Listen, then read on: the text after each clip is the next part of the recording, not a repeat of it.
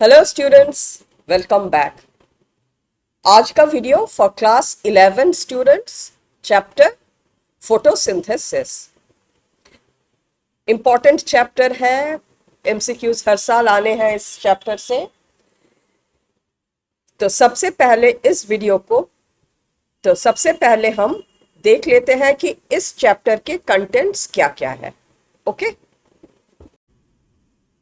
तो इस चैप्टर के कंटेंट्स हैं what is photosynthesis, early experiments, photosynthesis होता कहाँ है यानी the site of photosynthesis, the pigments involved, electron transport system, the C3 and the C4 pathway, ATP और NADPH बनता कैसे है और ये यूज कहाँ होता है, then a process called photorespiration, and at last factors affecting photosynthesis. तो सबसे पहले हम शुरू करेंगे definition of what is photosynthesis. Okay, तो फोटोसिंथेसिस को हम डिफाइन कैसे करते हैं? Photosynthesis is an enzyme mediated process by which green parts of plants synthesize complex organic food from carbon dioxide and water in presence of sunlight, releasing oxygen as a byproduct. Here the light energy is converted into chemical energy.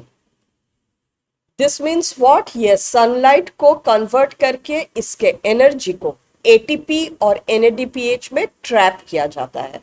Okay? And what is the nature of this process? तो photosynthesis एक anabolic process है. Anabolic means what? कि it is synthesizing, it is making something. ये एक endothermic process है.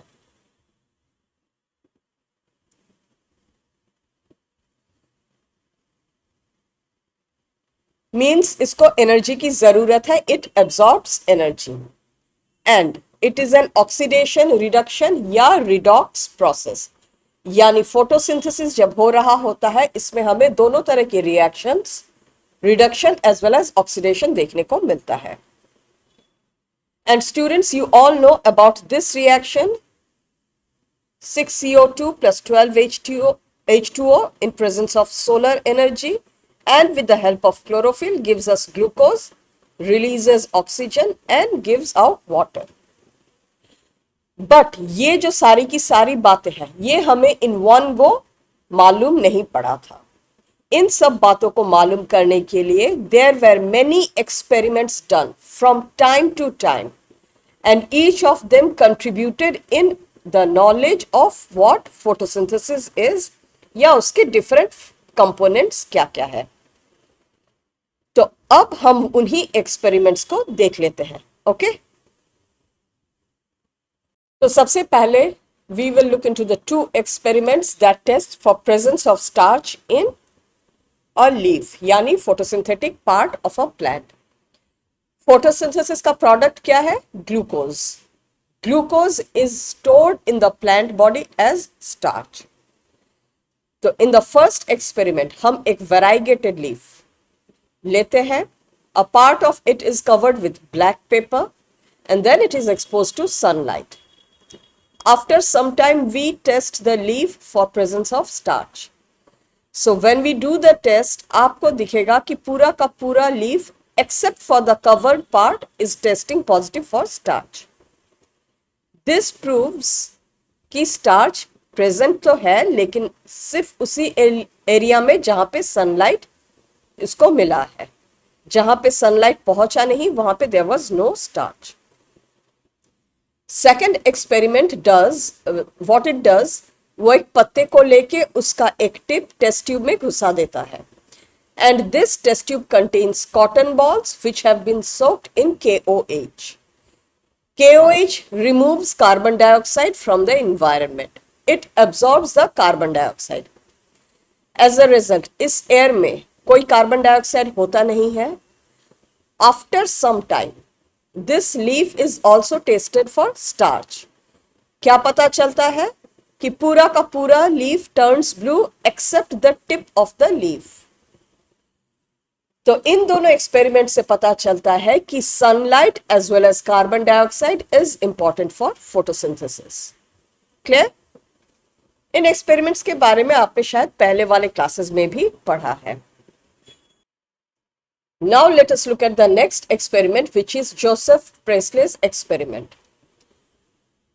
इनका experiment को bell jar experiment भी कहा जाता है because this glass vessel, you उल्टा वाला, that is also called a bell jar. तो first he places a burning candle and a live mouse, he covers it. After some time he watches कि ये बुझ गया and the mice also dies. From this he concludes कि a lit candle and a live mouse removes something from the air. Okay. Then in the same setup he places a plant of a mint.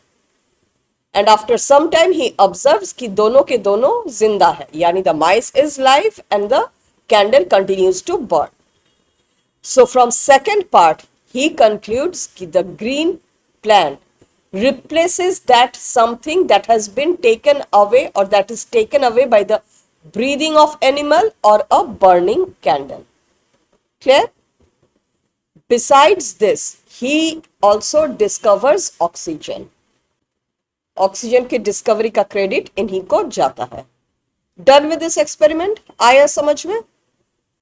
Next experiment is that by Jan Ingenhousz. ये दो experiment करते हैं। For the first experiment, he keeps the Priestley's setup, and with that he shows that sunlight is important for photosynthesis. यानी उसी bell jar को एक बार धूप में रखते हैं, एक बार छांव में या डार्क में, and he concludes sunlight is important. In the second experiment, his setup changes. He uses an aquatic plant. He places that aquatic plant under the sun. And after some time, he observes oxygen bubbles near the green parts of the plant. और वही setup जब dark में रखा जाता है, he does not observe any oxygen evolution. तो he concludes कि sunlight is essential for photosynthesis. Oxygen, which is a product of photosynthesis, is produced only when it is present only when it is done in sunlight or only when sunlight is available. The same thing does not occur in dark. Done? Now, Jan Inglehausen, Inglehausen से house याद रखना, क्योंकि MCQ में बहुत बार ऐसा होगा कि ऐसा पूछा जाए कि किस साइंटिस्ट ने प्रूव किया था कि sunlight is important for photosynthesis और who had shown the evolution of oxygen bubbles near the green part of the plant. तो हाउस से याद रखना, हाउस के अंदर, हाउस के बाहर, सनलाइट वाली बात। ओके, नेक्स्ट हम देखेंगे the contribution of Julius von सैक्स। सैक्स से याद रखना द वर्ड सैकरिन या सैकराइड। इससे ये क्लू रहेगा कि ही had proven about the presence of glucose. Okay, तो Julian von Sachs, he had provided evidence for the first time कि glucose is the product of photosynthesis. और photosynthesis होता कहाँ पे है? In the green parts, and these green things which are responsible for photosynthesis are present in spatial body. ये green thing is what we call chlorophyll today, or green bodies are called chloroplast today. When he had given this, the name chlorophyll and chloroplasts were not there. Thus, he had referred to as green thing and green bodies. Clear? Next experiment is that by Engelmann. He takes a green alga cladophora, puts it in water, और जो light pass कराते हैं splits that light by the help of prism. और उस पानी में he puts a lot of aerobic bacteria. So you can see कि background में the light is split. Photosynthesis होने देते हैं and after some time he observes कि bacteria has accumulated either in the blue region or in the orange reddish region. So this experiment is very important one, and this experiment for the first time talks of action spectrum कि एक split light के दोनों region red and blue region में photosynthesis ज्यादा होता है, इसीलिए aerobic bacteria वहीं जाके ज्यादा चिपक रहे हैं. Clear? Next contribution is of that CV Niel. He had proven कि फोटोसिंथेसिस में जो ऑक्सीजन इवॉल्व होता है in case of green plants या higher plants, or you can say green plants, that comes from water. Now water here is actually a suitable proton donor. It donates the proton जो photosynthesis पे लग जाता है. The oxygen is oxidized and it is released as free oxygen. Clear? Now this proton donor can be a water or it can be any other hydride of any other compound, जो कि हमें green and purple sulphur bacteria में देखने को मिलता है. Here the hydrogen, here the proton donor is H2S. Proton is given out by H2S. The sulfur here is oxidized and released as sulfur. Clear? Now because यहाँ पे the proton donor is H2S, that is why no oxygen is evolved. Thus, it is the proton donor जो split होता है और split होके it gives out the byproduct. अगर वो proton donor पानी है तो oxygen evolve होगा. अगर वो proton donor पानी नहीं है तो कोई सा और एलिमेंट सल्फर या सल्फेट वो evolve होगा. Thus, in case of anaerobic photosynthesis, photosynthesis, the proton donor is a compound like H2S and not water, whereas in case of aerobic photosynthesis, the proton donor is water. Clear? तो ये तो हो गए कुछ experiments about photosynthesis. Now let us move on and go to the next topic, which is site of photosynthesis. Now site of photosynthesis जब हम आपसे पूछेंगे सबसे पहले क्या आंसर आएगा? The leaf or the green parts. But where exactly inside a leaf? Leaf में तो एपिडर्मिस है, वैस्कुलर बंडल है, मेसोफिल सेल है, राइट? मेसोफिल सेल में जो ग्रीन बॉडीड ऑर्गेनेली है विच इज कॉल्ड क्लोरोप्लास्ट या green coloured plastid called chloroplast. Those are the actual site. और उसमें भी फोटोसिंथेसिस कहाँ होता है वो देखेंगे. अब वो देखने के लिए इस ऑर्गेनेली का समझ होना बहुत जरूरी है. So here in your screen we can see the structure of a chloroplast.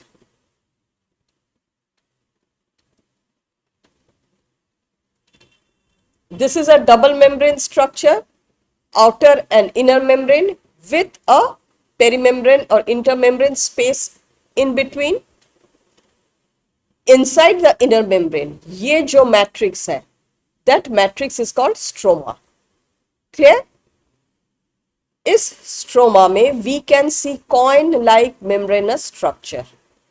This one single coin is called thylakoid. And stack of these thylakoids is called grana. Clear? तो ये एक grana है, ये एक grana है, ये एक grana है, ये एक grana, right? The two grana are connected or interconnected by a lamella-like structure, and that is called stroma lamella. Okay? Now, besides this, inside the stroma, what we can find is starch granule, क्योंकि यहाँ पे तो photosynthesis हो रहा है, तो store भी यहाँ हो रहा है. Lipid droplets, some proteins, ribosomes, DNA, one singular organellar DNA, and some RNA. Clear है? So ribosome, RNA and DNA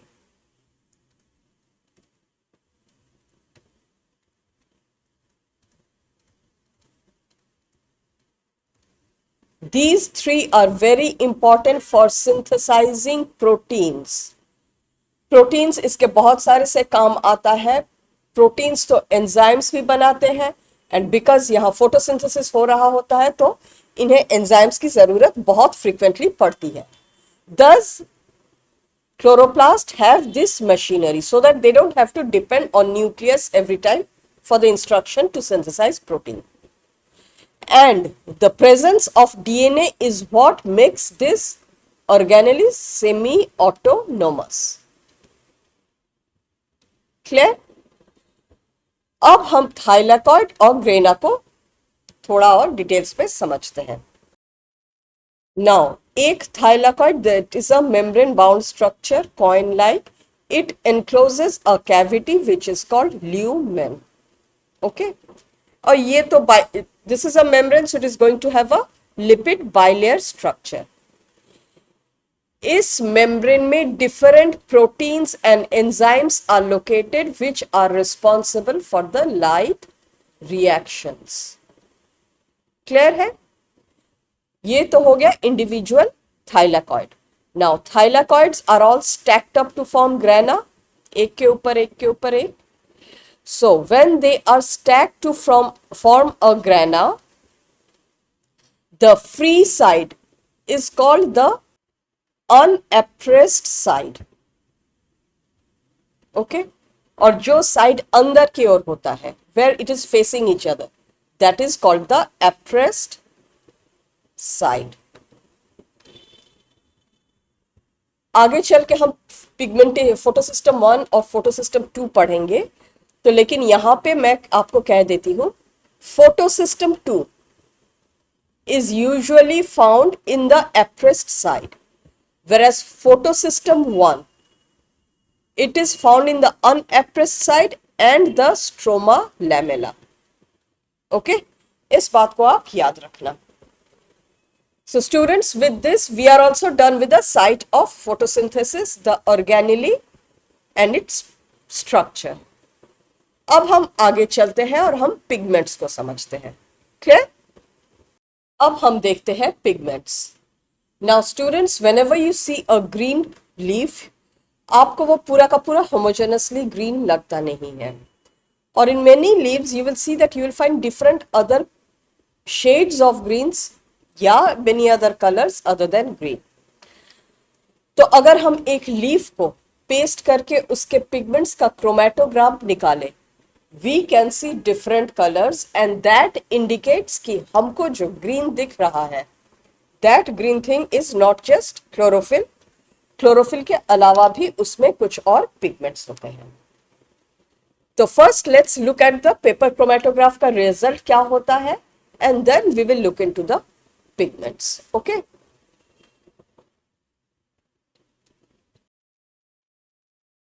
so paper chromatogram अगर हम करें, we will find chlorophyll A gives us blue green color, chlorophyll B yellow green, xanthophyll yellow and carotenoids yellow to orange color.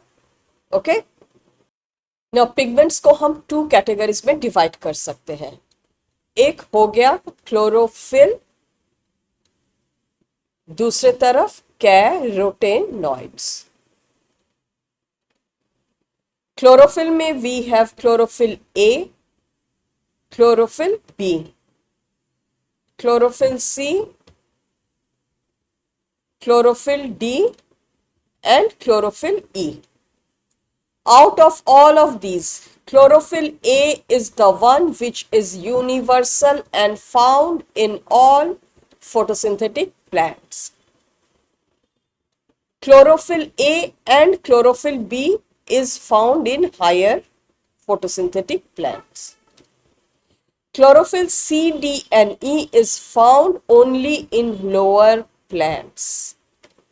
और lower plants बोले तो कोई example याद आ रहा है आपको कि आपने ये कहाँ पढ़ा है? They are found in algae. Clear?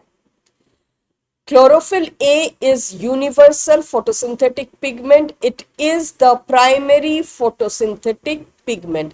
Please keep note of all of these things.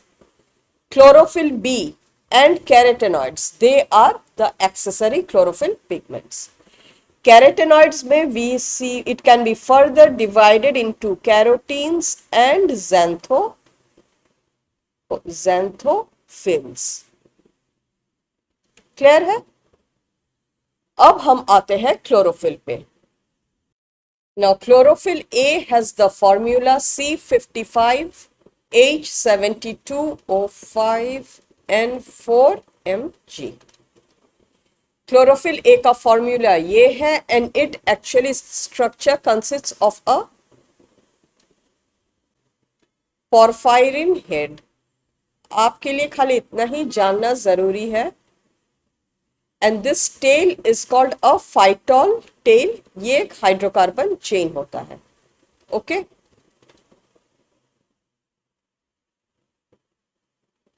और ये फाइटोल टेल जो है इससे ये मेम्ब्रेन पे लगा हुआ होता है. Done. Now other than this the photosynthetic pigment in bacteria is called bacteriochlorophyll.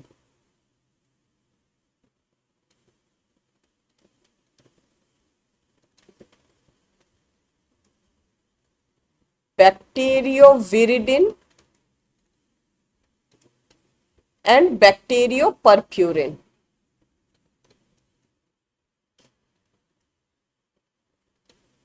ये viridin and purpurin green and purple sulphur bacteria में पाया जाता है, where which show an aerobic photosynthesis.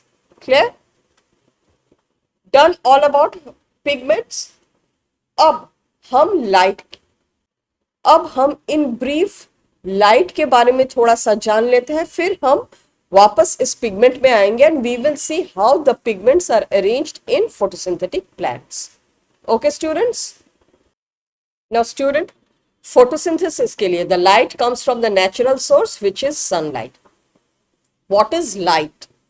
Light is that visible part of the electromagnetic radiation that is coming out from the sun. तो सन के अगर हम radiation को देखें, it gives out electromagnetic radiation of different wavelengths and thus the different wavelength radiations make up different kind of light या different kind of rays and they are cosmic rays, gamma rays, ultraviolet rays, the light spectrum जो visible है, then infrared and electric and radio waves. Okay, light spectrum का wavelength क्या है? It varies from 390 nanometer to 760 nanometer. इसके नीचे 300 के नीचे जो wavelength है that is called the ultraviolet, और 760 के ऊपर 760 to 2600 nanometer वो है infrared. Photosynthesis जिस वेवलेंथ में हो, फोटोसिंथेसिस जिस वेरिएशन में होता है, जिस वेवलेंथ में, that very range of wavelength is called photosynthetically active radiation और PAR. यानी पूरे के पूरे इंसिडेंट सनलाइट का only this much part is what the plant needs. Done. अब हम वापस पिगमेंट्स पे चलते हैं. नाउ ये pigments are arranged in the plants in discrete units. ये एज अ यूनिट काम करते हैं. हर पिगमेंट अलग अलग तरीके से इंडिपेंडेंटली काम नहीं करता. So they work as photosynthetic units. और फोटोसिंथेटिक यूनिट होता कैसा है? Here photosynthetic pigments are arranged in a system called LHC, light harvesting complex. Light harvesting complex में होता क्या है? There is only one chlorophyll A pigment जिसको कि रिएक्शन सेंटर कहा जाता है. Clear? Other than that, there are accessory pigments which consist of chlorophyll B plus carotenoid pigments. Clear है? And in between them there are proteins to hold them together. Now ये सारे के सारे pigments जो है they absorb energy and they give their energy to the reaction center. Thus इनको antenna molecules भी कहा जाता है. Okay? Now this chlorophyll A, it can be of two types. और वो two types होता क्या है? That two types depends on कि chlorophyll A का मैक्सिमम एब्जॉर्प्शन पीक कौन से वाले वेवलेंथ पे होता है. So chlorophyll A can either have a absorption peak at 680 nanometer. At that time it is referred to as P680, या it can have a absorption peak at 700 nanometer. तब उसको P 700 कहा जाता है. And P680 and P700 they form part of two different photosystems, photosystem 2 and photosystem 1. क्या है वो देखते हैं. But before that, student, are you clear with what a light harvesting complex is? The light harvesting complex is nothing but a combination of photosynthetic pigment where there is only one chlorophyll A. That chlorophyll A is the reaction center, and accessory pigments of chlorophyll B and carotenoids. They are held together by what? Proteins. Clear है? And chlorophyll A can be of two types depending upon its absorption spectrum. Absorption peak. I'm sorry, बार-बार spectrum क्यों बोल रही हूँ मैं? And depending on this, we can have two different photosystems. तो what is photosystem? अब हम देखते हैं. So photosystem is actually a combination of light harvesting system plus electron carriers plus enzyme, which participate or work as units in light reaction.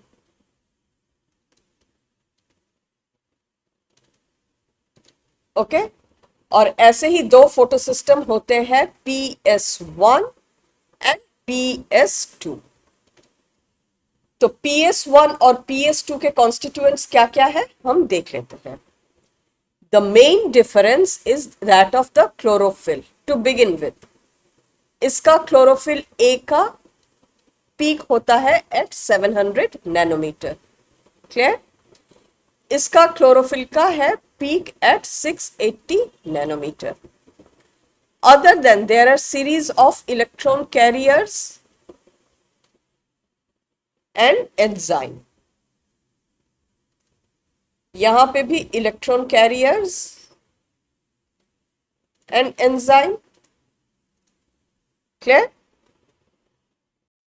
Now student, हम जो ये chlorophyll A का absorption spectrum बोल रहे हैं, हम उसको यहां समझ लेते हैं. नाउ इससे दो चीजें क्लियर हो जाएगी. एक तो what absorption spectrum is and what action spectrum is. Now we all know कि एक लाइट हार्वेस्टिंग कॉम्प्लेक्स में we have the chlorophyll A, chlorophyll B and carotenoids. इन तीनों का पेस्ट बना के इनका अगर हम एब्जॉर्प्शन देखें and if we plot it in a graph, this is what we get. This bluish line is that of chlorophyll A.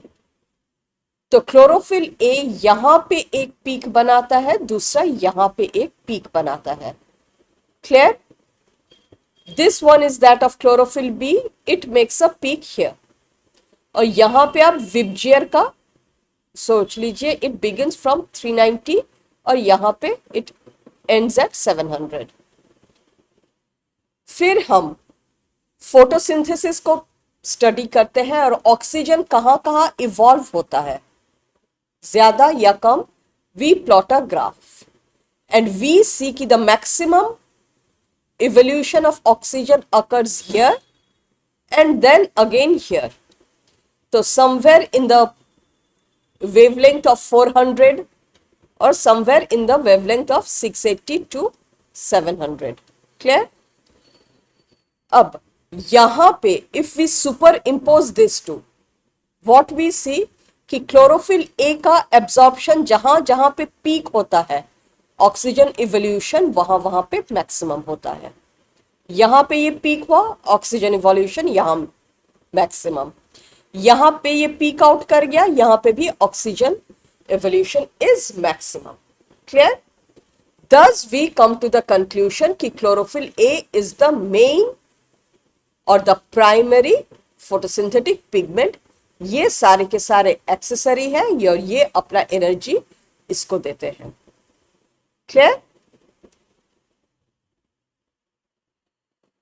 तो with this we get to know about light, the absorption spectrum, the action spectrum and the different photosystem types and what are light harvesting complexes. अब हम आगे जो पढ़ेंगे that is photosynthesis. Now photosynthesis is what? अपना खाना बनाना। तो हम जब अपने किचन में खाना बनाते हैं, एक तो प्रोसेस है कि where we are making the food, the actual cooking. But before that, the another very important thing is the energy, gas, वो flame, the heat, right? Similarly, photosynthesis also has two phases. One is the light phase, another is the dark phase. तो light phase को आप समझ लीजिए कि the gas, the flame stage, the energy stage. और dark phase is the actual cooking stage. Dark phase को बहुत जगह बायोसिंथेटिक फेज भी कहा जाता है या डार्क रिएक्शंस भी कहा जाता है। क्लियर? और लाइट फेज को बहुत जगह फोटो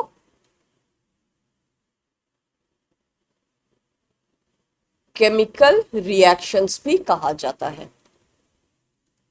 लाइट फेज पे क्या होता है? Light phase is definitely dependent on the sunlight. This is the phase which traps sunlight and converts it into energy rich molecule ATP and NADPH। Clear? और ये दो एनर्जी मॉलिक्यूल वो है which gives energy for the actual cooking process या the dark phase. Now dark phase जो है, ये इसका मतलब ये नहीं कि ये अंधेरे में हो रहा है। It has just been named just because it is not dependent directly on the presence of light, but it is highly dependent on the products of the light. So जब सनलाइट गायब हो जाता है, शाम जब हो जाती है, कुछ देर तक बायोसिंथेटिक फेज या the dark phase continues because इनके प्रोडक्ट्स तैयार रहते हैं। जैसे ये प्रोडक्ट्स खत्म हो जाते हैं, that is when the biosynthetic phase also comes to a halt. Clear है? तो अब जैसे हम किचन में खाना बनाएंगे, उससे पहले वी मेक श्योर कि हमारा गैस ठीक ठाक जल रहा है कि नहीं, फ्लेम है कि नहीं, एनर्जी है कि नहीं, right? So in photosynthesis we will first go through the light phase या द लाइट रिएक्शंस या the photochemical reactions and we will see कि ये मॉलिक्यूल्स तैयार कैसे होते हैं। क्लियर? आ रहा है समझ में students? Now the two molecules that are synthesised is ATP and NADPH, okay, plus H plus. How is ATP synthesized? General ADP plus inorganic phosphate gives rise to ATP. Enzyme इसका होता है ATP synthase. Clear? ADP में एक phosphate जोड़ रहा है, and the chemical process wherever a phosphate group is joined to a molecule, the process is called phosphorylation. यहां पे phosphorylation होता है of ADP, and because this phosphorylation occurs in presence of sunlight, इस process को कहा जाता है photosphorylation. Okay? तो एटीपी सिंथेसिस जो होता है, that process is called photophosphorylation, and then we have the synthesis of this. Now there are two cycles by which these energy molecules are synthesized. The first one is called cyclic photophosphorylation. इसमें only ATP is synthesized. This requires the presence of PS1 only. It does not require PS2. And it occurs in stroma, lamella, or the unappressed side of thylakoid. Clear? दूसरा है non cyclic. Okay, यहां पे है the electron released is again put back to the primary, जहां से शुरू हुआ तो वहीं से again put back to the LHC. Okay,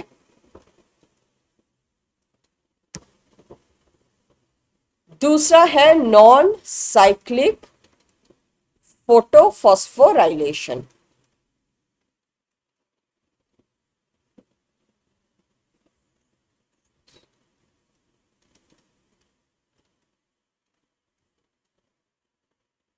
This requires both PS1 and PS2, यानी फोटोसिस्टम 1 एंड फोटोसिस्टम 2 दोनों की जरूरत पड़ती है. It occurs on the appressed side.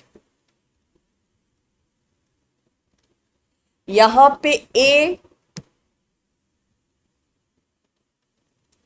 ATP and NADPH plus H plus both are synthesized. Clear है? और यहां पे the electron that is released, it does not come back to the original source. Thus the name non-cyclic photophosphorylation. Clear है? सबसे पहले हम cyclic photophosphorylation को देखेंगे, फिर नॉन साइक्लिक को देखेंगे.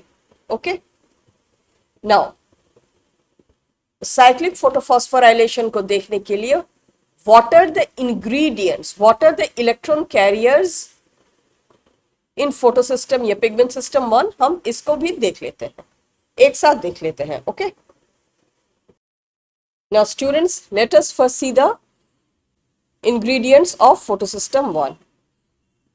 X या AO is the primary electron acceptor here.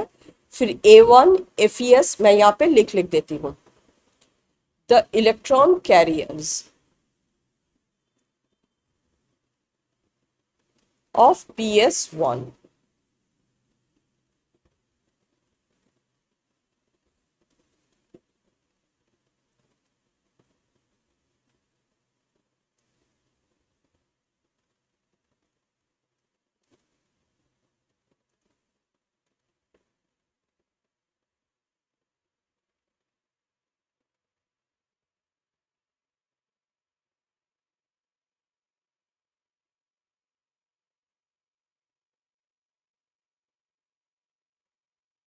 तो ये है list of the electron carriers, और यहाँ के लाइट हार्वेस्टिंग सिस्टम में the main chlorophyll is chlorophyll A700. तो होता क्या है, what is the overview? Sun rays fall when the incident sun ray is between 680 to 700, तब भी ये ट्रिगर होगा. क्योंकि 680 के ऊपर वाले जो लाइट्स है, जो वेवलेंथ है, the energy will be absorb and it will be transfer to this one. 680 तक अगर हो तो PS2 करेगा।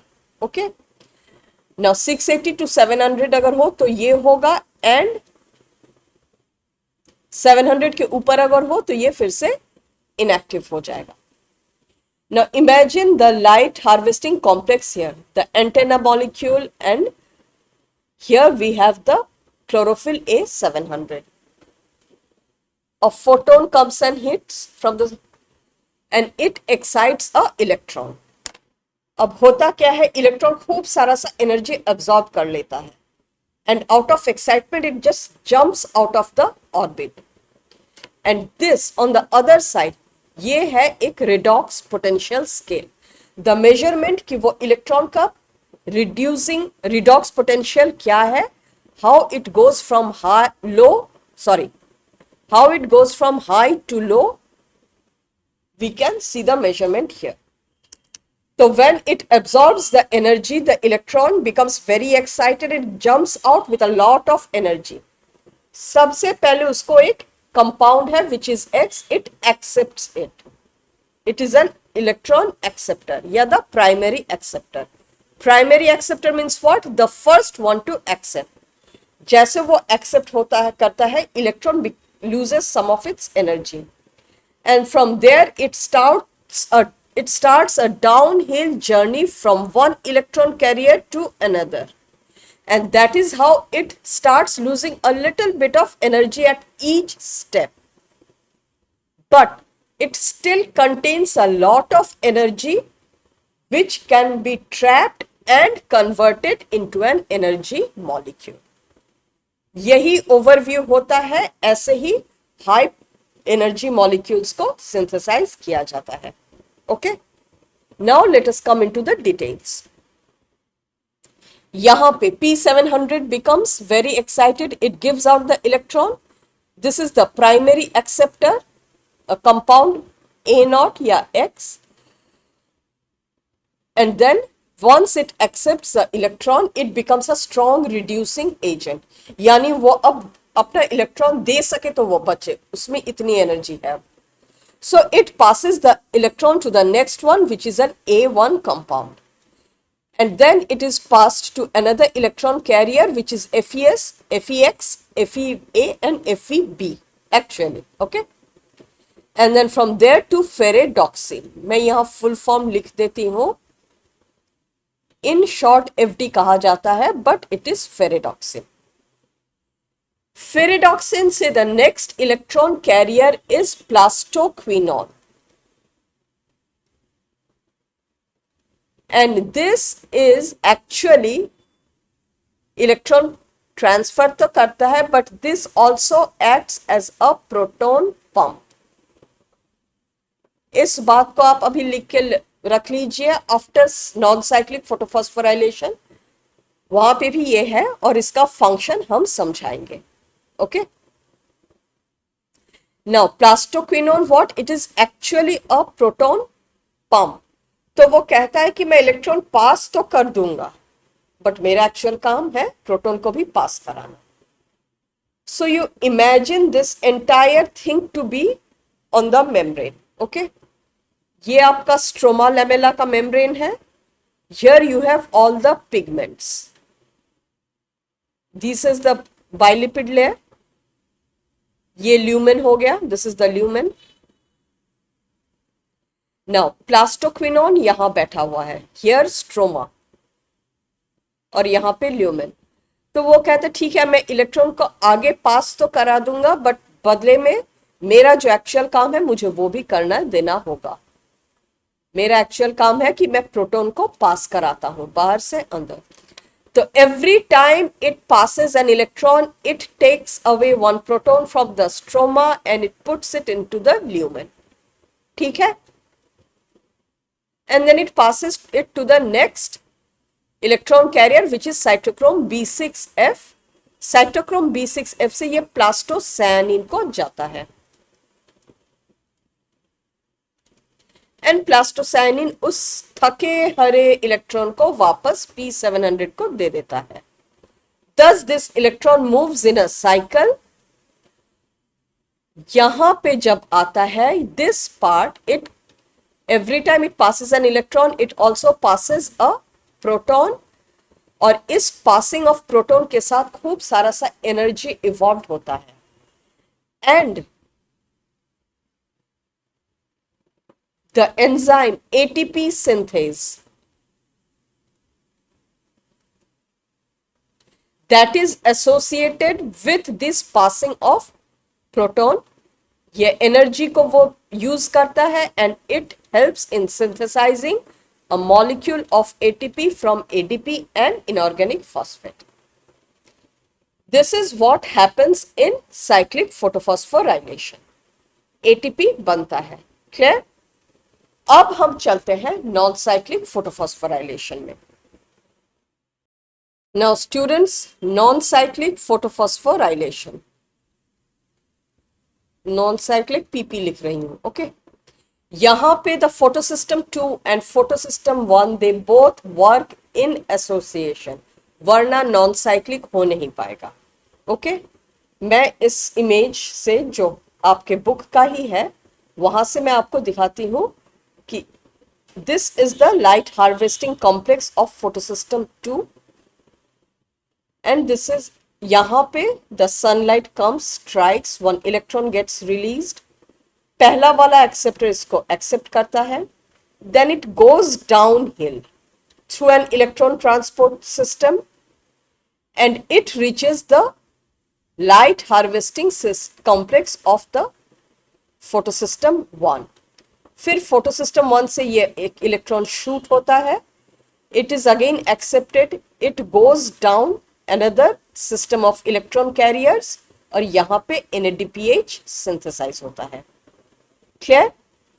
Now, याद है आपको मैंने कहा था ये थाइलेकॉइड है. द फोटोसिस्टम 2 वो एप्रेस्ड साइड में होता है एंड द फोटोसिस्टम 1 अनएप्रेस्ड साइड में. So if you see the actual image, this is how it looks like. ये थाइलेकॉइड का मेम्ब्रेन है. दिस इज द फोटोसिस्टम 2 और फिर इसके इलेक्ट्रॉन कैरियर्स यूं होते हैं and then we have the photosystem 1. Actually imagine this को और इसको और थोड़ा सा नीचे. ओके, और नॉन साइक्लिक फोटोफॉस्फोराइलेशन वो है जिसमें खाली इलेक्ट्रॉन ट्रांसफर ही नहीं हो रहा है, यहां पे the splitting of water is also associated, and splitting of water occurs by a water splitting complex जो कि towards the inner side या towards the lumen situated होता है. This complex is a proteinaceous structure. It is associated very closely with the PS2 but inside the lumen. अब एक बहुत important चीज है द एंजाइम एटीपी सिंथेज. ये cyclic photophosphorylation में भी हमें देखने को मिला था but I did not explain it in details there. This enzyme it is present in the membrane और इस एंजाइम के 2 यूनिट्स होते हैं. One unit is called CFO. ये मेम्ब्रेन के अंदर होता है. This is membrane bound. Okay, then other unit is called FCF1. It is outside the membrane.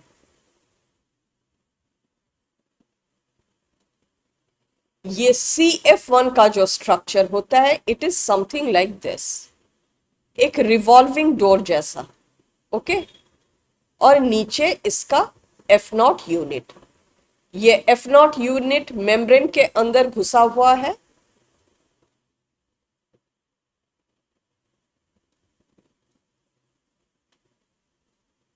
और CF1 बाहर रहता है. Now overview of non cyclic photophosphorylation क्या है? कि यहां पे सनलाइट आता है, सनलाइट बिलो और up to 600 nanometre, electron gets excited, वो जाता है, it goes downhill the electron transport system, energy lose करते करते जाता है, and then it is transfer to PS1।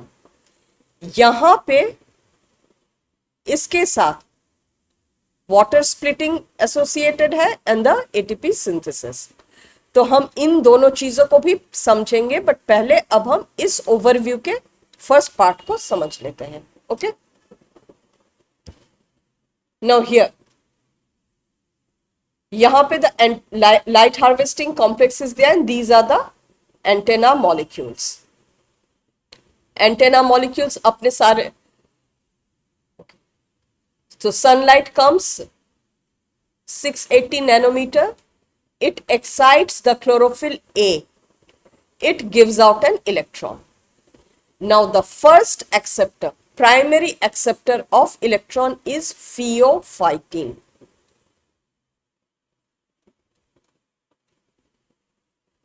अब ये जब अपना इलेक्ट्रॉन लूज कर देता है, इट बिकम्स ऑक्सीडाइज्ड, राइट, और इसने जब इलेक्ट्रॉन एक्सेप्ट कर लिया, it becomes a strong reducing agent. Strong reducing agent means what? It has a lot of energy and it is ready to give that high energy electron to the next electron carrier. Next electron carrier is actually a proton carrier which is called plastoquinone. ये जब भी electron पास कराता है, यहां ये एक electron पास तो कराता है, अगले बंदे को दे देता है, and at the same time it removes a proton from the stroba to the lumen. Clear? अब अगला बंदा कौन है, या अगला इलेक्ट्रॉन कैरियर कौन है? Cytochrome BF। फिर वो प्लास्टोसायनिन को देता है, एंड प्लास्टोसायनिन से ये इस लाइट हार्वेस्टिंग कॉम्प्लेक्स के एक्सेसरी मॉलिक्यूल्स को चला जाता है। In the meantime sunlight of 700 nanometre comes and excites the chlorophyll A 700. Okay, it shoots out its electron. वो इलेक्ट्रॉन फर्स्ट इलेक्ट्रॉन एक्सेप्टर को जाता है, and then it goes through these electron carriers. अब यहां पे जो electron carriers इसके साथ एसोसिएटेड है, they are something different from the cyclic photophosphorylation वाला, बिकॉज यहां पे plastoquinone and cytochrome B6 is not there. Okay, this is a very important part, और ये एक नॉन साइक्लिक वाला है। Now it goes to X, A1, FES and finally to ferredoxin. The name of this compound is ferredoxin. Ferredoxin के साथ एक enzyme associated होता है which is called ferredoxin NADP reductase. This is the enzyme. This is actually an enzyme. तो उसने उस electron को accept कर लिया है। ओके, नाउ इसके इर्द गिर्द ये NADP होता है। Now let me find a खाली सा जगह। Okay, now what happens is that we have the enzyme FNR. Ferredoxin से इसके पास इलेक्ट्रॉन आ गया, और इस एंजाइम के इर्द गिर्द कौन है? NADP plus. It is in an oxidized state. It is ready to accept electron. तो ये पहले इलेक्ट्रॉन को एक्सेप्ट कर लेता है। Actually it accepts a hydride ion. खैर उतने कॉम्प्लिकेशंस में मैं जाऊंगी नहीं। इट एक्सेप्ट्स 2 इलेक्ट्रॉन्स, मैं यहाँ पे 2 कर देती हूँ, एंड टू बैलेंस, सी इसको बैलेंस करने के लिए खाली एक ही इलेक्ट्रॉन काफी था, तो वो NADP होता, लेकिन ये इस फॉर्म में कभी नहीं रहता। सो ये दो इलेक्ट्रॉन को सर पे बिठा लेता है। एज अ रिजल्ट एक को न्यूट्रलाइज करने के लिए एक प्रोटॉन प्लस दूसरे प्रोटॉन को अपने कंधे पे यानी इट्स विसिनिटी में लेके घूमता है. Thus, it is always written as NADPH plus H plus. Clear है? Now, when it accepts this electron as well as this proton in its vicinity, खूब सारा सा एनर्जी यहाँ ट्रैप्ड है. आगे चल के बायोसिंथेटिक या डार्क फेज में it will get rid of these and at that time it will release the energy. ठीक है? Now, this is a very strong reducing agent. Okay? तो देख लिया हमने नॉन साइक्लिक में द स्ट्रेट वे इलेक्ट्रॉन जाके कैसे इस मॉलिक्यूल को सिंथेसाइज करता है. अब हम आते हैं about two different things which is the splitting of water and how this enzyme functions to synthesize ATP. Now, when PS2 ये एक्साइट होकर इसने अपना इलेक्ट्रॉन लूज कर दिया, now it is highly oxidised, it is ready to accept electron. तो वो electron आता कहां से है? Water splitting complex is always associated with PS2. अब वाटर को स्प्लिट कर दिया जाता है, it releases proton, oxygen and electrons. ये जो इलेक्ट्रॉन लॉस रिलीज करता है, it goes and it replaces the lost electron here. But ये प्रोटॉन जो रिलीज होता है, it stays inside the lumen. Okay, तो ये तो हो गया done with the water splitting complex. और ये ऑक्सीजन जो है, ये ऑक्सीजन ही वो है जो फोटोसिंथेसिस पे रिलीज हो जाता है. क्लियर? नाउ एक प्रोटॉन हमें यहां मिलता है through the water splitting complex. दूसरा प्रोटॉन ये है कि जब ये प्लास्टोक्विनॉन से पास कर रहा होता है the electron, it removes a proton every time it passes an electron. तो उससे फिर से ल्यूमेन के अंदर प्रोटॉन का कंसंट्रेशन बढ़ रहा होता है. तीसरा ये है कि जब NADP से NADPH प्लस H प्लस होता है, what happens? It is removing the protons from the stroma. इन सब प्रोसेस के चलते होता क्या है? A proton gradient is built up. Proton gradient means what? Difference in concentration of proton across the membrane. यहां पे कम, यहां पे ज्यादा. Now, यहां पे ज्यादा है तो pH भी अब कम हो गया है. pH is also becoming acidic inside the lumen. Now the lumen has to get rid of the proton. और यहीं पे ये enzyme comes to play.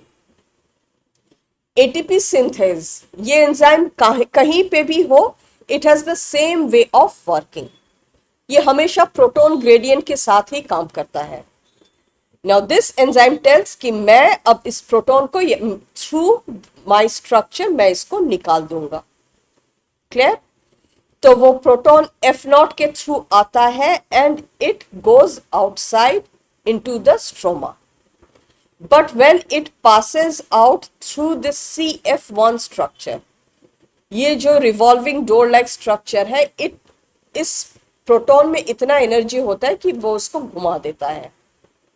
And during this conformational change, ये ADP जो इसके पास है, उसको भी घुमा के साइड पे जो इनऑर्गेनिक फॉस्फेट होता है उसको लगा के it synthesises ATP.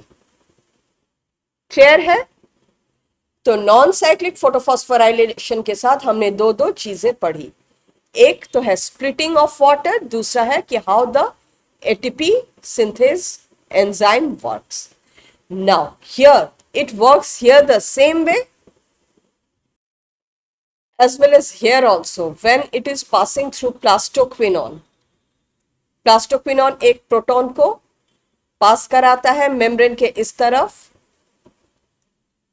ATP synthase enzyme है, लोकेटेड ये यहां होता है, बट डायग्रामेटिकली इसको हमेशा इसके साथ एसोसिएटेड दिखाता है. It tries to break that proton gradient and at the same time this goes an conformational change and ATP is synthesised. तो स्टूडेंट आया समझ में everything about cyclic and non-cyclic photophosphorylation and how the energy rich molecules are synthesized. खाली एक बात कहना मैं भूल गई, ये एटीपी सिंथेसिस का जो मेथड है that is called chemiosmosis. Okay, I hope मैं आपको समझा पाई हूं. So with this we are done with the light reactions of photosynthesis. अब हमारे पास गैस तैयार है, फ्लेम तैयार है, ATP NADPH तैयार है. Now let us go into the actual cooking process, यानी the dark reactions. Okay? Dark reactions यानी how the sugars are finally synthesized. इसको explain करने के लिए there are two ways by which sugars are synthesized. एक cycle है C3, दूसरा है C4. C3 was given by Melvin Calvin. This was given by Hatch and Slack. Okay, इसीलिए C4 को Hatch and Slack pathway भी कहा जाता है and C3 मेल्विन को ओके और इसको कैल्विन साइकिल भी कहा जाता है. Now why the name C3? C3 नाम इसीलिए कहा गया है because when carbon dioxide is accepted, the first stable product जो बनता है that is a 3 carbon product called phosphoglycerate. Okay? और ये C3 वाला साइकिल पूरा मेल्विन कैल्विन ने दिया था using radioactive isotopes. So let us first see what C3 is. Okay. Now photosynthesis is what? Fixation of carbon dioxide. तो carbon dioxide को सबसे पहले जो मॉलिक्यूल एक्सेप्ट करता है यानी with which it goes and combines is actually a 5 carbon sugar जिसका नाम है ribulose 1,5 bisphosphate. So students who are following me या मेरे जो स्टूडेंट्स हैं अभी अभी मैंने कुछ ही दिन पहले बायोमोलिक्यूल्स कराया है और वहां पे राइब्यूलोज का स्ट्रक्चर मैंने इन डिटेल्स पढ़ाया भी है. So please refer to that ones. Now ribulose 1,5 bisphosphate means what? It is a 5 carbon 1 2 3 4 5 पहले पोजीशन में एंड 5th पोजीशन में फॉस्फेट है. एंड एक कंफ्यूजन को दूर करने के लिए टिप देती हूँ. बहुत बार ऐसा स्टूडेंट्स को होता है कि they name it as biphosphate है कि बिसफॉस्फेट है. Please know the difference between bisphosphate and biphosphate. जब कोई group such as phosphate in this case वो एडजेसेंट कार्बन पे नहीं होता तब the term bis is used. अगर फॉस्फेट 2 के 2 एडजेसेंट कार्बन पे होते 1 and 2 या 2 and 3 तब बाइफॉस्फेट होता. Small but very important difference in naming. Okay. Now what happens? Carbon dioxide when it enters the cycle it first combines with this sugar. और इस combination को जो mediate करता है that enzyme is called RuBisCO. Ribulose bisphosphate carboxylase oxygenase. Okay, and the first stable product that is formed is 3-phosphoglycerate. Now one thing very good about your syllabus is, और ये मुझे कहते हुए हर साल बहुत खुशी होती है कि आपके सिलेबस में डिटेल्स ऑफ कैल्विन साइकिल को पढ़ना नहीं है. NCERT has really saved you. You just have to remember the name of the phases. So the first phase is called carboxylation. Okay, यहाँ पे it is written. Second phase is called reduction and the third phase is called regeneration.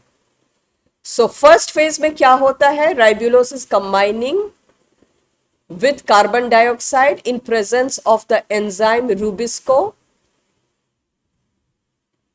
First stable product formed is 3-phosphoglycerate. अब this undergoes a series of reaction और इस reaction में ATP and NADPH both are required and glucose is formed. Glucose या fructose form होता है. Now form तो glucose या fructose ही होता है, but when it is transported within the plant it is transported as sucrose, यानी दो दो ग्लूकोज के यूनिट को चिपका के ट्रांसफर करना. और जब स्टोर होता है तब स्टार्च होता है. नाउ इन मेनी बुक्स यहां पे जैसे सुक्रोज लिखा हुआ होता है, जैसे यहीं पे सुक्रोज था, and it is this diagram is from your book. So please don't be confuse कि फर्स्ट फॉर्म प्रोडक्ट ही एक डाइसैकेराइड है. No, disaccharide is formed after many cycles. Glucose और फ्रुक्टोज को मिला के ट्रांसफर के लिए यूज किया जाता है. Please be clear on that. Okay, बन गया हमारा शुगर, और ये RUBP जो कंबाइन किया था इसने तो अपना अस्तित्व खो दिया. It is not in that form anymore, but the cycle has to go. Thus, the next phase is called regeneration, जिसमें again some of the molecules from here and other reactions occur to regenerate a molecule of RUBP. और यहां पे भी ATP लगता है. Clear? Thus, one cycle of C3 में हमें कितने ATP लगते हैं और कितने NADPH लगते हैं. So 2 molecules of ATP यहाँ और 1 molecule of NAD, 2 molecules of NADPH यहाँ and 1 molecule of ATP यहाँ. This is for 1 carbon dioxide molecule. अब glucose 6 carbon है तो 6 such cycles has to go. Thus, for producing 1 molecule of glucose, we need 3 into 6, that is 18 ATP molecules, and 2 into 6, that is 12 NADPH plus H plus molecules. ये energy requirement होती है C3 cycle की.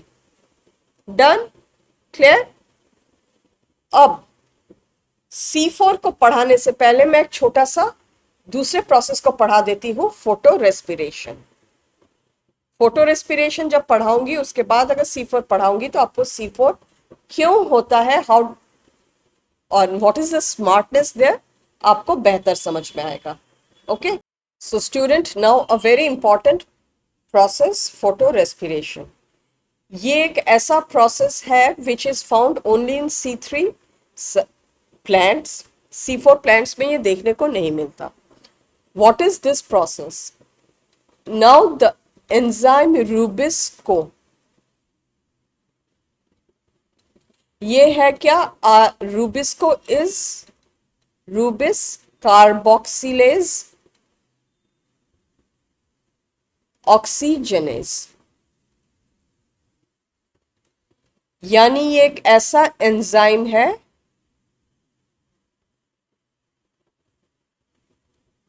where the binding site acts both as carboxylase and oxygenase, यानी यहां पे carbon dioxide भी आके जुड़ सकता है as well as ऑक्सीजन भी. and this binding is competitive. ये कार्बन डाइऑक्साइड के फेवर में तब तक काम करता है जब तक द प्रोपोर्शन और the ratio of carbon dioxide and oxygen works in favour of carbon dioxide. Oxygen का प्रेजेंस अगर थोड़ा सा ज्यादा हो गया तो it starts binding with oxygen. Okay, तब ये कार्बन डाइऑक्साइड के साथ बाइंड नहीं करता. एंड देन आगे जो रिएक्शन होता है, that reaction is called photo respiration. So what happens?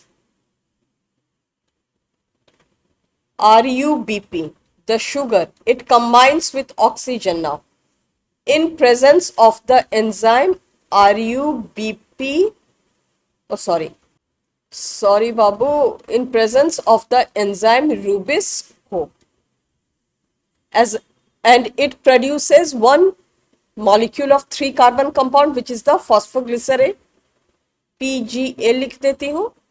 ये एक 3 कार्बन है प्लस एक 2 कार्बन मॉलिक्यूल कॉल्ड, मैं यहां पे लिखती हूं फॉस्फोग्लाइकोलेट। ये एक 2 कार्बन मॉलिक्यूल है। This was a 5 carbon molecule, oxygen के साथ कंबाइन किया, ये एक 3 carbon molecule and 2 carbon molecule में ब्रेकअप इसका हो गया। Now PGA is used back into the system in one और द अदर मेटाबॉलिक प्रोसेस। ये तो यूज नहीं होता, ये तो अब किस काम का? This enters a cycle of events which is called photo respiration and it involves 3 organelles. ये सारा का सारा जो हो रहा है ये प्लास्टिड के या क्लोरोप्लास्ट के स्ट्रोमा में हो रहा है। स्ट्रोमा में जैसे ही फॉस्फोग्लाइकोलेट होता है, it comes to another organelle which is called peroxisome.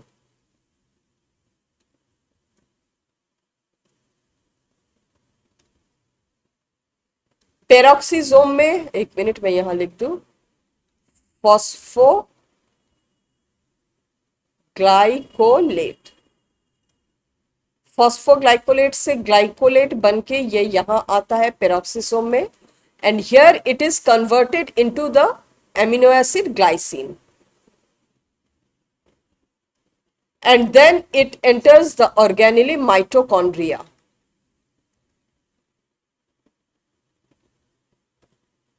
Mitochondria में it undergoes change to form the amino acid serine. Serine से ये वापस फिर से peroxisome में जाता है.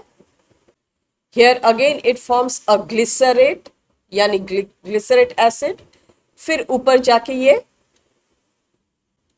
undergoes phosphorylation to form phosphoglyceric acid and it is used up in the metabolic processes.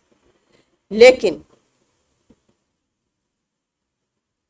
जब ये ग्लाइसिन से सेरीन बनता है, this gives out a molecule of carbon dioxide. It is using a molecule of oxygen. In this entire cycle, it is using up a molecule of NADPH2 and ATP. तो इससे होता क्या है? The productivity of the C3 plant decreases. Why? यानी अगर ये enzyme competition करने लगे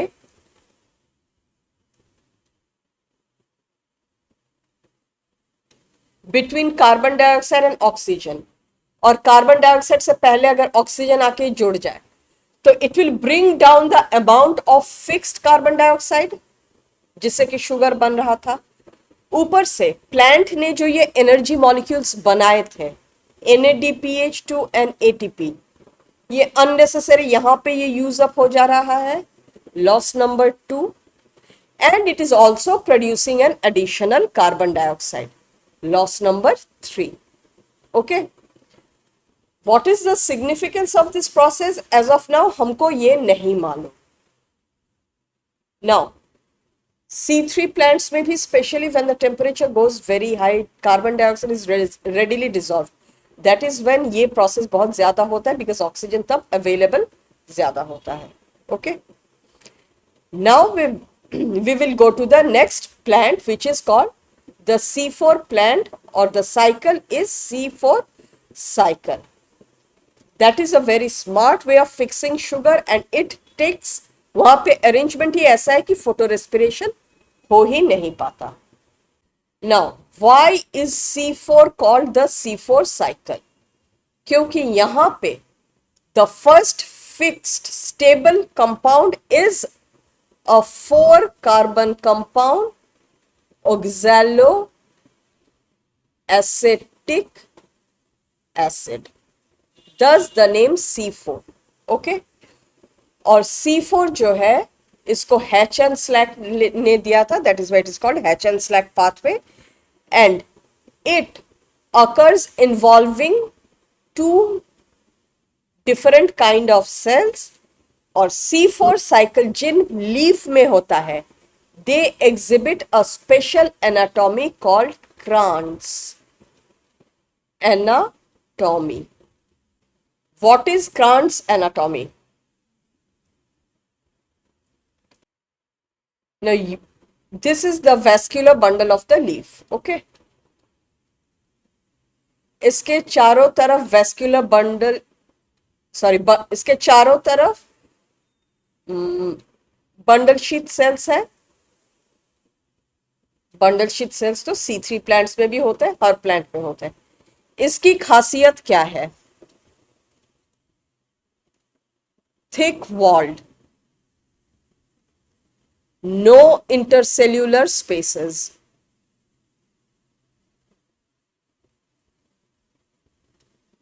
और इसके इर्द गिर्द जो मेसोफिल सेल होते हैं they also come and they are very tightly arranged in concentric rings. Okay, tightly arranged. They are impervious to any gases. यहां पे no permeability.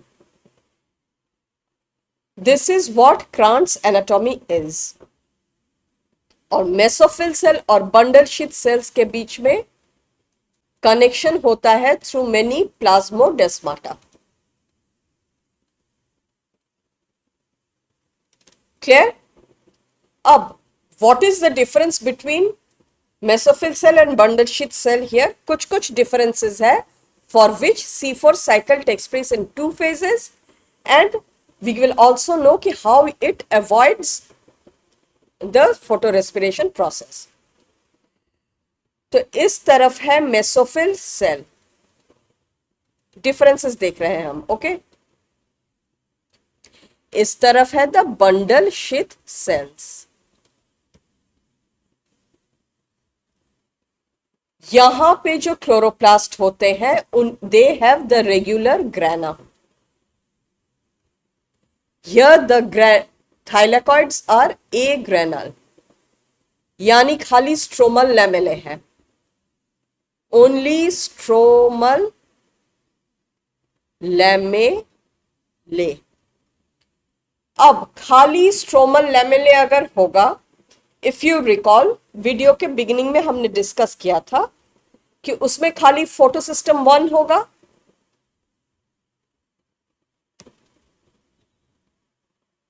अब photosystem 1 is not associated with water splitting complex. अब water splitting complex होगा नहीं तो there will be no oxygen in the bundle sheath. Adaptation number 1, rubisco को oxygen मिलेगा ही नहीं। ओके, दूसरी तरफ यहां ग्रेना है, यानी थाइलेकॉइड एक के ऊपर एक स्टैक्ड है, तो PS1 एंड PS2 दोनों है। अब PS2 जहां है वहां पे वाटर स्प्लिटिंग कॉम्प्लेक्स है, यानी वाटर स्प्लिट होगा तो ऑक्सीजन भी इवॉल्व होगा। तो मेसोफिल सेल्स ने क्या किया? उन्होंने रूबिस्को को रखने से मना कर दिया। They lack the enzyme, rather they have the enzyme called peptase. Okay, so do you see the smartness? जहां से C4 साइकिल शुरू होता है वहां पे इन्होंने इस एंजाइम को नहीं रखा। PS1 PS2 है, ऑक्सीजन अवेलेबल है, लेकिन ऑक्सीजन इस एंजाइम को जब रखा नहीं तो फोटो रेस्पिरेशन होने के चांसेस भी नहीं है। और अंदर जाके उन्होंने ऑक्सीजन के इवोल्यूशन को ही हटा दिया है और रूबिस्को को रखा है। अब रूबिस्को को अगर ऑक्सीजन ना मिले तो फोटो रेस्पायर कर नहीं पाएंगे। Do you see how they have evolved to get rid of that photorespiration process? Now let us look at the actual cycle.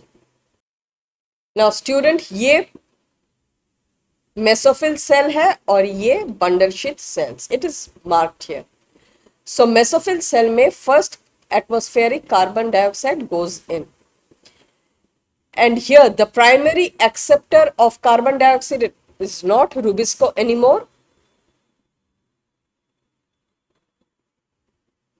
It is a 3-carbon compound called phosphoenol pyruvate. Now it accepts the carbon dioxide and it produces a 4-carbon acid which is called oxaloacetic acid. And the enzyme which helps in this is called PEP case, phosphoenol pyruvate case. Okay. Now student, PEP case ये कौन से वाले enzyme के category में पड़ता है? आपको अगर एग्जाम्पल्स याद है, अगर एग्जाम्पल्स याद भी नहीं हो from biomolecules, just by logic you see, it helps in accepting carbon dioxide with POP, यानी ये ज्वाइन करा रहा है. ज्वाइन करा रहा है मतलब लाइगेज का काम करता है. So PEPcase belongs to the category of ligase. तो ऐसे ही जब आप किसी चीज को पढ़ते हैं और आगे जब उस चैप्टर्स को पढ़ते हैं, try to use the logic, तो आपको ये क्लियर होता जाएगा और आपको हर एंजाइम ये लाइगेज कैटेगरी को बिलोंग करता है या ये लाइज को बिलोंग करते हैं, इस तरह से याद करने की जरूरत नहीं पड़ेगी. Understanding the logic behind everything actually helps a lot in retaining your memory. Okay, coming back to C4, oxaloacetic acid हो गया. Now this oxaloacetic acid is converted to other 4-carbon acid which is either a malic acid or an aspartic acid. Okay. Now these 4-carbon acids, they are transported to the bundle sheath cells through plasmodesmata. अब जैसे ही ये अंदर घुसते हैं, sorry यहाँ here, they undergo decarboxylation, यानी ये 4C से एक कार्बन डाइऑक्साइड निकल जाता है and this carbon dioxide enters the C3 cycle. यहाँ पे C3 साइकिल होता है and C3 cycle is the cycle जिससे शुगर्स फॉर्म होते हैं. बचता क्या है? एक C3 acid. It is again transferred back to the mesophyll cell और इसको रीजेनरेट करके फॉस्फोइनॉल पाइरुवेट बनाया जाता है. And in this way C4 cycle continues. Clear है? मैं आपको मेरे नोट्स पे वो रिएक्शंस लिखा हुआ दिखा देती हूँ so that you can take a note कि ATP और NADPH यहाँ कहाँ यूज होता है. Now here students, please take a screenshot of this and you, इससे आपको एंजाइम के नाम और कहां पे NADPH यूज हो रहा है पता चल जाएगा. ओके, तो हो गया हमारा C3 and C4 cycle. Now C4 cycle हमें कहां कहां देखने को मिलता है? In plants of dry tropical regions, high temperature जो विथस्टैंड करते हैं, वहां C4 प्लांट ज्यादा देखने को मिलता है. And why so? Because high temperature में कार्बन डाइऑक्साइड घुल ज्यादा जल्दी जाता है, ऑक्सीजन अवेलेबिलिटी वहां ज्यादा हो जाएगा. एज अ रिजल्ट इन्होंने ये मैकेनिज्म डेवलप किया है so that they can prevent binding of oxygen with rubisco. Clear है? Examples are maize and sorghum. C4 plant का प्रोडक्टिविटी इज हायर. मैं यहां लिख दूं productivity, this is higher. Biomass भी इसका हायर होगा. Okay, but C3 cycle is universal. C3 cycle C3 plants पे तो होता ही है, इन एडिशन C4 साइकिल में भी होता है. And C3 cycle is the actual cycle which fixes or which produces sugars. C4 cycle is just the pre part of the C3 cycle in C4 plants. All done? आया सब कुछ समझ में about C3 and C4? अब देख लेते हैं about the factors which affect photosynthesis. Okay, now factors affecting photosynthesis को मैं आपको मेरे नोट से ही दिखा के पढ़ा देती हूं. Blackman's law of limiting factors. What does it say?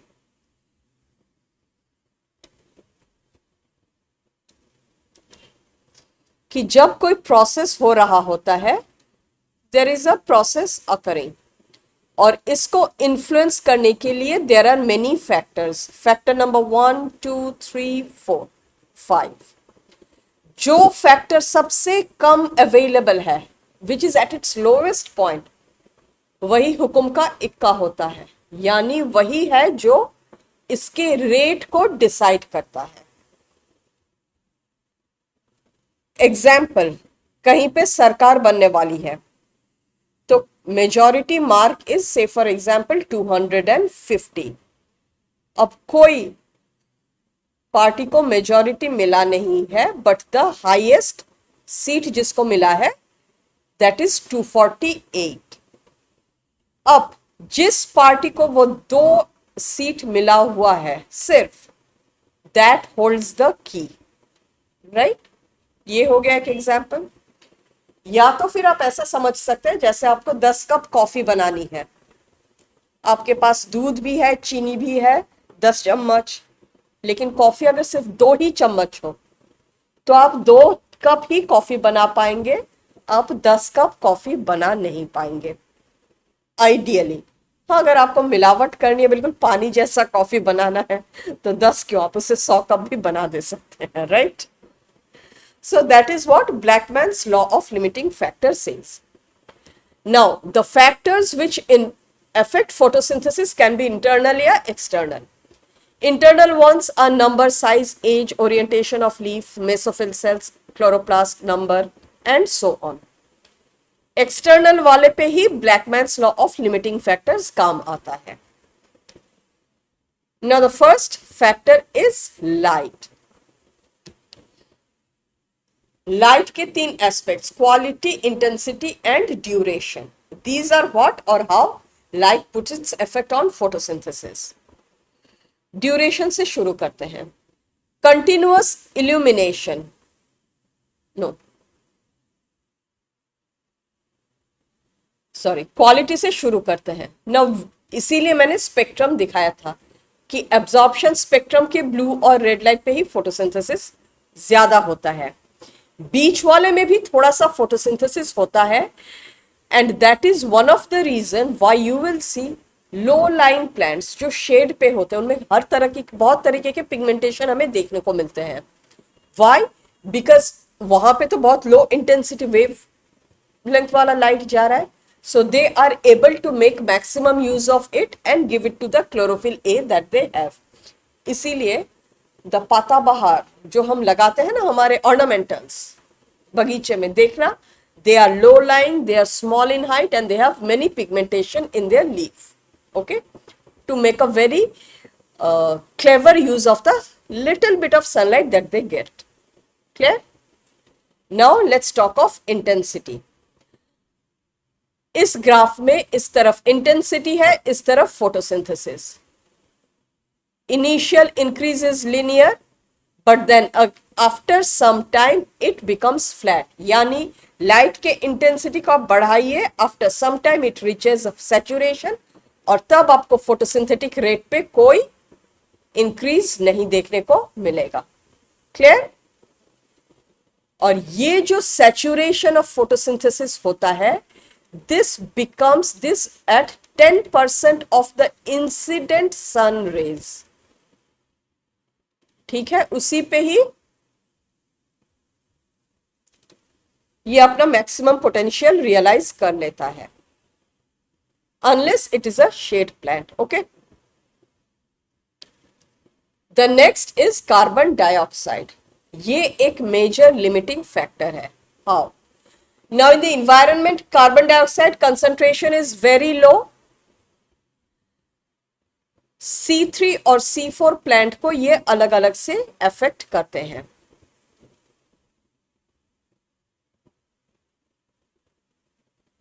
Now C3 plant पे when you increase the amount of carbon dioxide, photosynthesis पहले increase होता है before it hits a saturation point। लेकिन इसका जो saturation point होता है that is higher in case of C3 plant than in C4 plant। C4 plant में saturation 360 micro litre पर लीटर ऑफ एयर पे होता है, वही 450 for C3 plant। And this is what is used in greenhouse। greenhouse में C3 plants such as tomato and capsicum को grow किया जाता है, enclosed environment में रखा जाता है, हाई टेम्परेचर दिया जाता है एंड कार्बन डाइऑक्साइड कंसंट्रेशन उस पर हाई होता है। Why? Because it is enclosed, carbon dioxide escape नहीं हो पाता वहां। एंड these plants they reach their maximum potential of photosynthesis, productivity इनकी ज्यादा होती है। Clear? Thus carbon dioxide is also called a greenhouse gas। Okay? फिर आते हैं टेम्परेचर पे। Now up to 10 degree rise in temperature enzymatic reactions double होते हैं। This is a general rule of thumb। ये हमने बायोमोलिक्यूल्स में पढ़ा है। We see the same thing here till the enzymatic activity reaches its optimum। उसके बाद अगर आप टेम्परेचर बढ़ाते हैं तो reaction does not go up, it starts declining. Okay? And temperature अगर डिक्लाइन होता है द एंजाइम्स बिकम इनएक्टिव। ठीक है? और ये ऑप्टिमम जो होता है it is higher for C4 plants than in C3 plants. Then let us come to effect of water. Now water का effect on photosynthesis is not direct, its effect on the plant is direct, and because of that effect on the plant it shows its effect on photosynthesis। How? पानी की कमी है, the plant suffers from water stress। सबसे पहले वो क्या करता है? स्टोमाटा क्लोज कर देता है। स्टोमाटा क्लोज कर देता है तो कार्बन डाइऑक्साइड अवेलेबिलिटी कम हो जाती है बिकॉज गैस एक्सचेंज हो नहीं पाता। The plant shrinks, surface area कम हो जाता है। Thus water has an indirect effect on the rate of photosynthesis। Clear, students? So students, that was all about photosynthesis। I hope ये वीडियो आपको समझ में आया। अगर समझ में आया हो तो please give the video a like and share it with your friends. आपको कुछ डाउट्स है, कुछ क्वेश्चंस है, please put it in the comment section and I will answer to your doubts. Take care of yourself, study your books, study your notes, and we'll again see with a video on a new topic. Till then, take care. Bye.